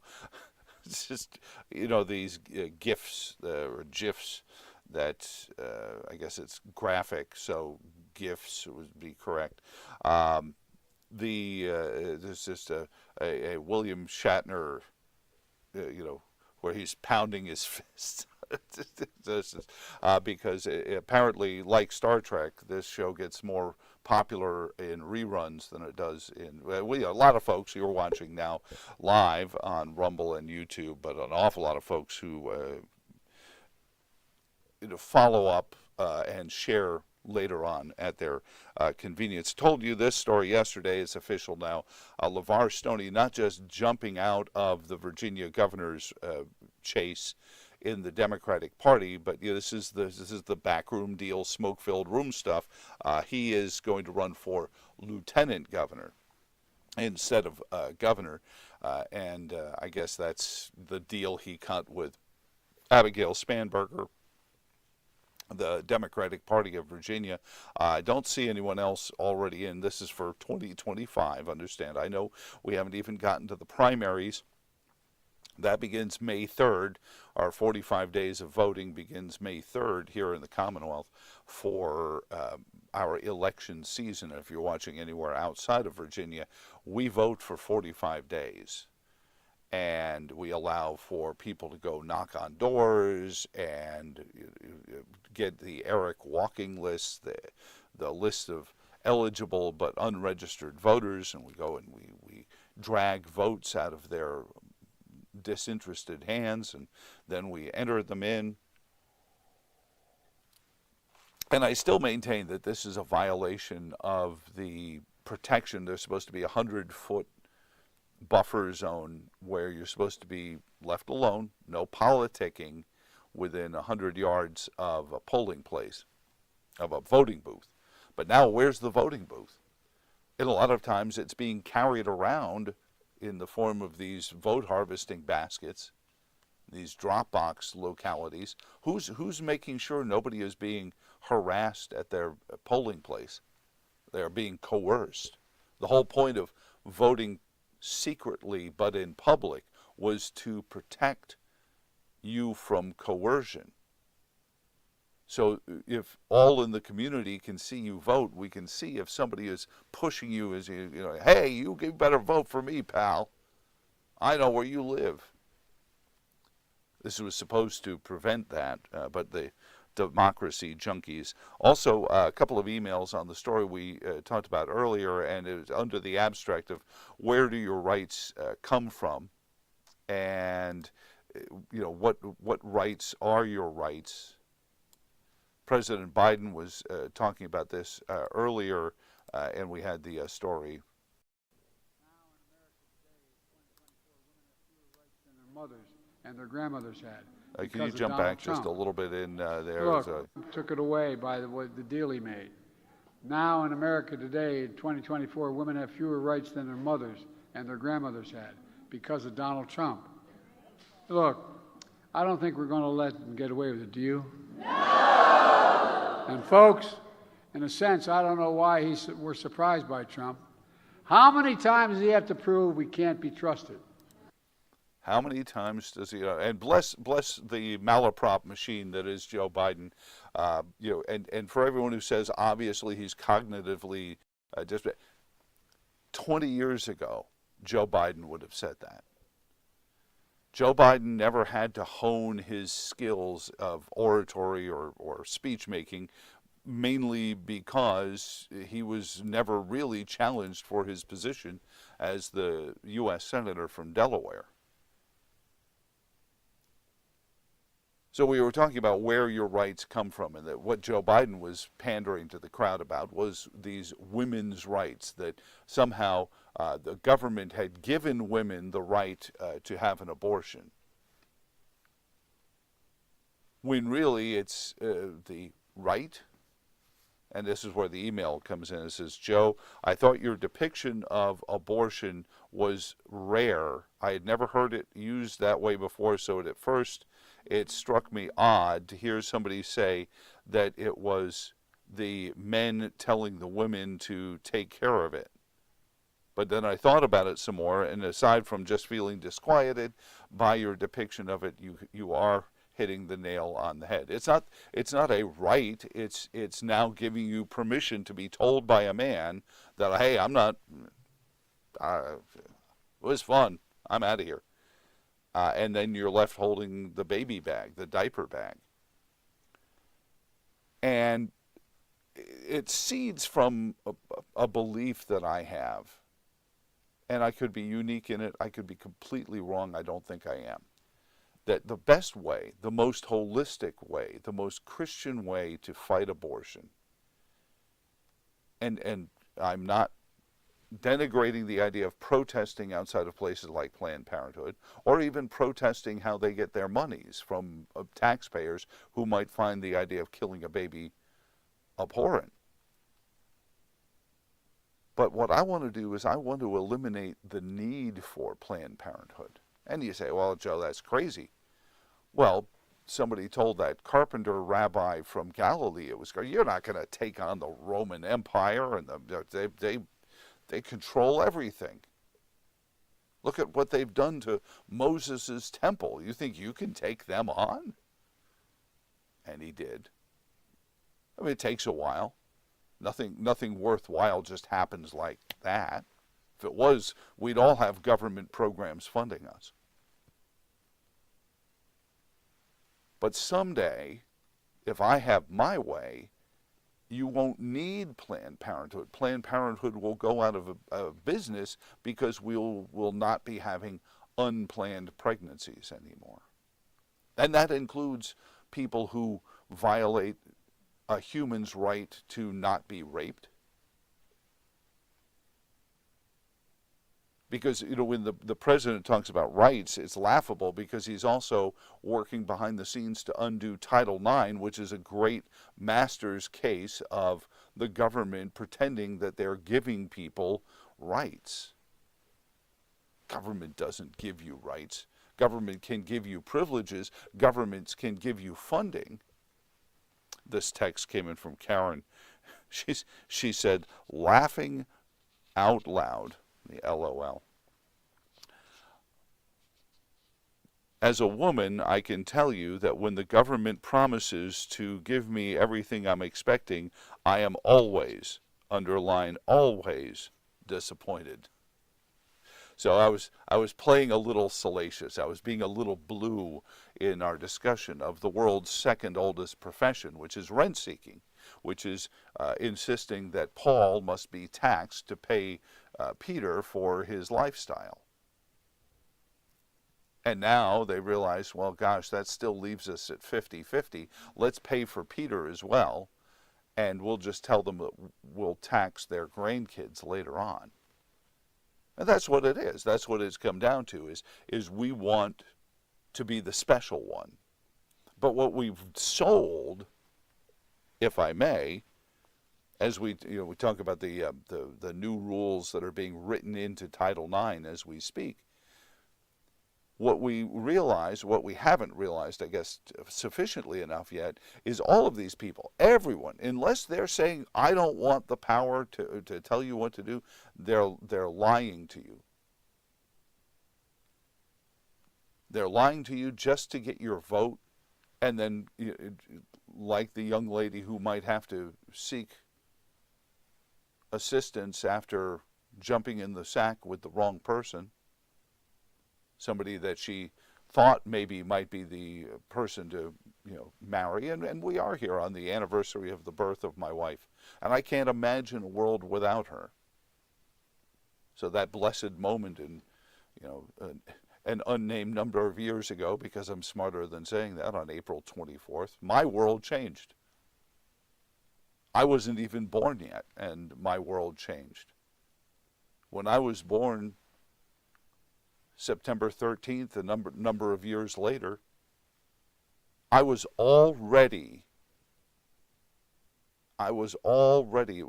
laid out for me that there was salvation, coming for me by the sacrifices of Jesus in the first place, but then there's going to be this amazing partner waiting for me if I just have my eyes open.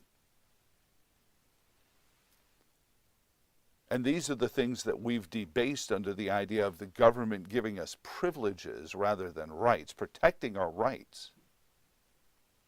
And I'm not saying, and the more the government does, the worse it gets. And how long before we sit there and wake up and go, oh my gosh. So we mentioned a couple of other stories in here. There was a stabbing Tuesday morning in the city of Charlottesville. And in the city of Charlottesville, of course, much is being made for the gun-free zone that it is, and that we're against firearms. But we're watching an increase. I was doing some statistical digging that the number of stabbing incidences around the world are going up. And making the case again, as I've made it frequently before, that we don't have a gun violence issue, we have a violence issue. And like the unhoused, homeless, we're coming at this from the idea that if we just ban the behavior, it will go away. How many times has that worked? So common sense, apolitically, We need to be helping people not be violent to each other. Remember, the Israelites had to be told by Moses that God himself had said, "Thou shalt not murder." This is long before black powder was invented, but apparently people were finding it within their hearts of darkness to murder one another. And so this idea that it's the gun, well, okay, if every gun disappears, then it becomes the knives, then it becomes the rocks, then it becomes the pointed sticks. You see what I'm saying? It's in here. It's our capacity to do violence. And similar to the vouchers that we were talking about earlier that people can use to pay parts of their rent that they can't afford, it's not fixing the economy of scale. As a matter of fact, it's suborning its continued decline.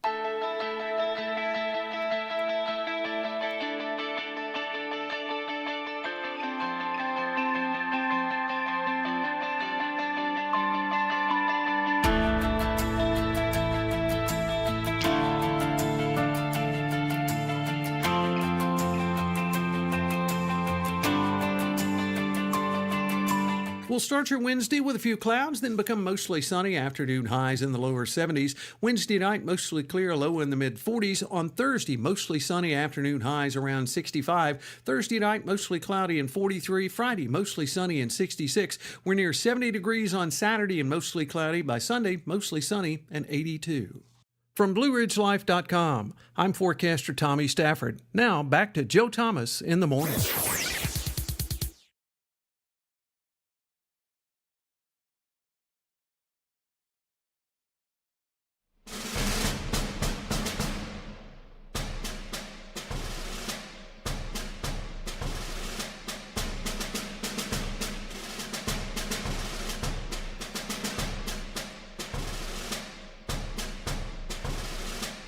Joe Thomas in the morning, and again, you can post comments and questions online to 434-882-4217. Call, leave a voicemail.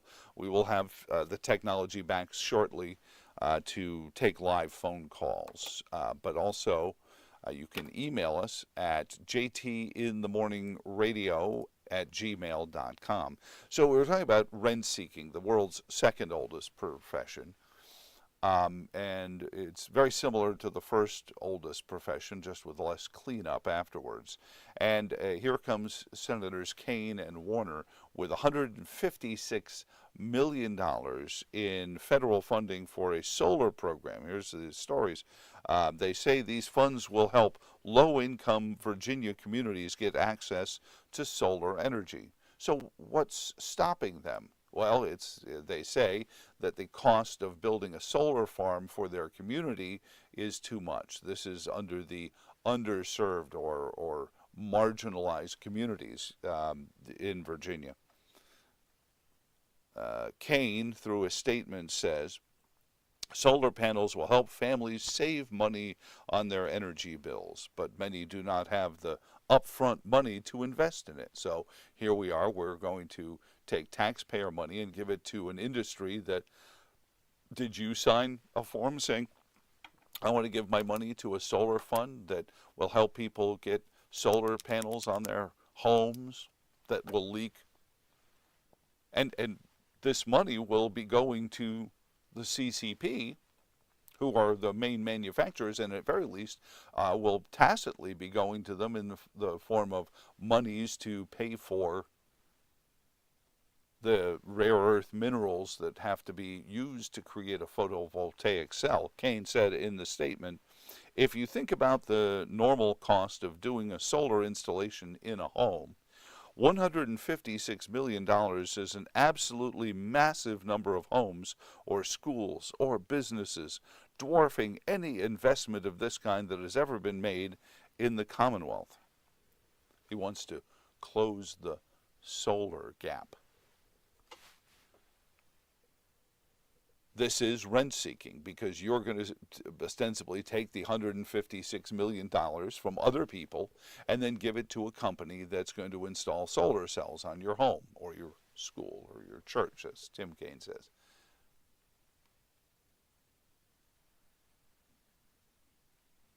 But why wouldn't you be able to do that in the first place? And this goes back into the subsidy vouchers and all this, because like all other subsidies, you have removed the marketplace pressure from the industry. So the solar panel company no longer has to worry about whether you can afford the solar panel. There will be a government subsidy for it, and it has been for years and years and years. And the same thing goes for the subsidies for electric, quote-unquote, vehicles. Greg writes in through the YouTube chat, tell Elaine many happy returns of the day. So, you know, Elaine, if you're wondering, that's the fellow whose wife we ran into outside of the store in Richmond when we were there shopping with our daughter. That's Greg. And I appreciate it, Greg. The First Lady of Joe Thomas in the Morning is having her birthday later on today, and we're going to celebrate. Of course, fiscally right now where we are, surprises are hard to come by in a world where you've got a lot of leveraging going on there. So we had to, so there's no surprise, but we're going to take her. One of her favorite things in the world is an artist named Steve Morse. And Steve Morse is one of those guitar players you've never heard of, probably. But we're going to take her. He's back with his original band, the Dixie Dregs, and it just started his tour, I think, 2 days ago. Ironically, where she is right now with her mom on Long Island, but I'm not there, so. You know, but we're going to go see the Dixie Dregs in D.C. later this summer. That's going to be a kind of a combo birthday anniversary present there, and if you've never seen him, I mean, he's just one of these guitar players, and you're like, he spent 20 years in a band called Deep Purple. You may have heard of them. Kansas, you ever heard of them? Of course, solo, just incredible virtuoso guitar player. But we had to kind of go past the "it's a surprise" thing, because I was like, hey, can we afford? The tickets aren't even all that bad either. Do these funds, Greg goes on to ask, on the subject of subsidies, bringing us back to the programming writ large, do these funds include money for batteries? Will these poor folks be forced to live in the dark at night or when it's just simply cloudy? You mean storage facilities for here's the interesting thing about the solar industry. That you're right, there's the intermittent source of this power, given the access to the sun. Ironically, Greg just watched The Matrix last night. Maybe there's a connection we could make with our other story about rights and the battery capacity of the human body.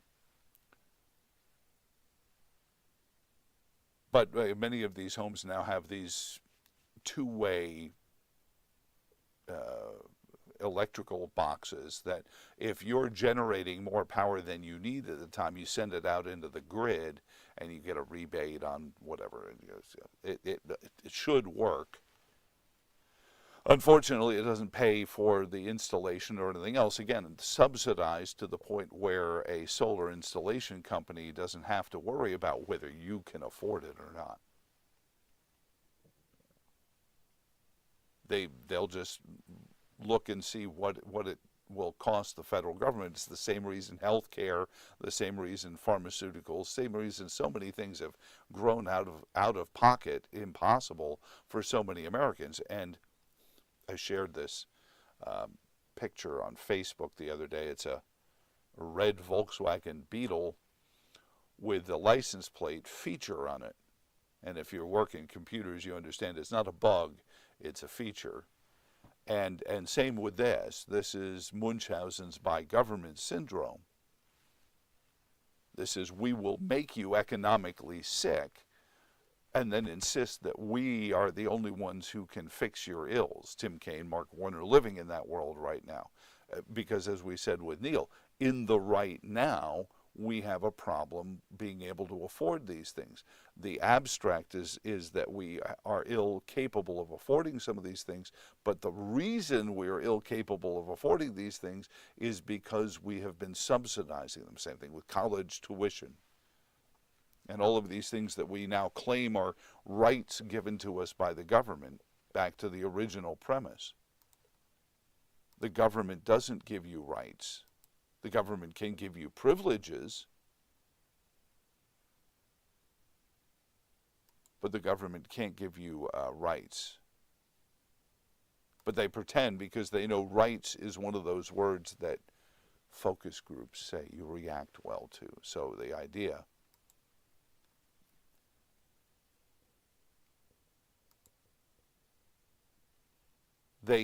so we allow ourselves to be purchased. Again, like I said, the second oldest profession. If I'm making it sound like the government wants to be our pimps, that's intentional. When you see, 800 odd people protesting the U.S. government and this Title IX rejiggering that the president is trying to make, Title IX already, a misstep podium attempt to seem like we're fixing an issue, now being used, weaponized against the very women that it was supposed to fix. Hashtag told you so. The provable point is that the government doesn't fix these things, but they will create this scenario where you think they are until they use it against you. And it's the same thing goes for this vote in the Senate yesterday. And what did we get? 18 senators to vote against the funding package that Bob Good told us about on Monday morning.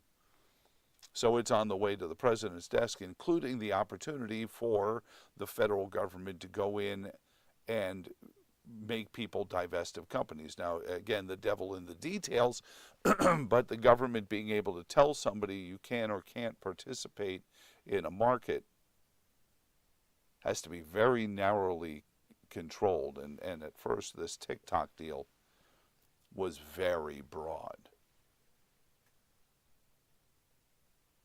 Very broad. But Mitch McConnell, in the midst of this, said that anyone, these 18 senators that voted against the Ukraine, Israel, Hamas funding aid packages, Taiwan, we threw Taiwan into this. What did Tibet not get any of this money? $9 billion to the people who parasailed into a rock concert and just started killing people.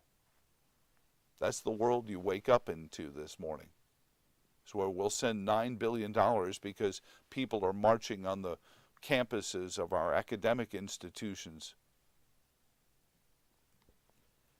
Some massive movement to get tuition refunds out of Columbia University because the whole campus has been gripped by these pro-terrorist protesters. But Mitch McConnell, in the midst of all this, one of the four members of the firm, that is Jeffries, Johnson, Schumer, and McConnell, called anyone who insisted that you be able to see where monies go, a la the oversight we want in the monies going to Ukraine, is an isolationist. At least he didn't call us an insurrectionist. Why did he call people who just want oversight and where taxpayer money's going isolationist? Because it suits his narrative. It makes people walk away and go, oh my gosh, I don't want to be an isolationist. I mean, my gosh, I understand. I mean, the world is a big place. And so the isolationist quote from Mitch McConnell is very telling about what went on in the U.S. Senate last night, and billions of more dollars being paid from the taxpayers, or actually our taxpayers' grandchildren, if we can make it that long. We'll be paying this down for a very, very long time. But if you said, hey, can we see where that was going? You're an isolationist, because we wanted to see how this money laundering scheme was going to go, where we send, freebie money to Ukraine only